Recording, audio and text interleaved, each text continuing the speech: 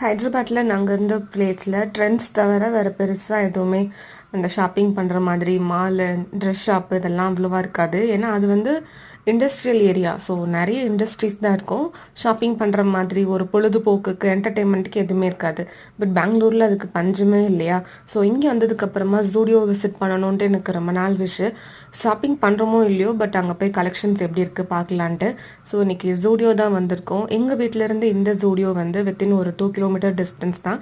Collections எல்லாமே கொஞ்சம் கம்மியாக தான் இருந்துச்சு. ஏன்னா ஃபெப்லேருந்து மார்ச் மிடில் வரைக்குமே சேல் போட்டிருப்பாங்க போல். ஸோ அதனால் கலெக்ஷன்ஸ் வந்து ரீஸ்டாக் பண்ணாமல் கொஞ்சமாக தான் இருந்தது.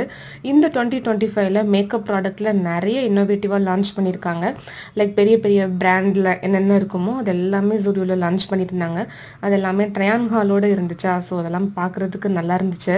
Long form video already post பண்ணியிருக்கேன், கீழே டேக் பண்ணுறேன். இன்ட்ரெஸ்ட் இருந்துச்சுன்னா செக் பண்ணி பாருங்கள்.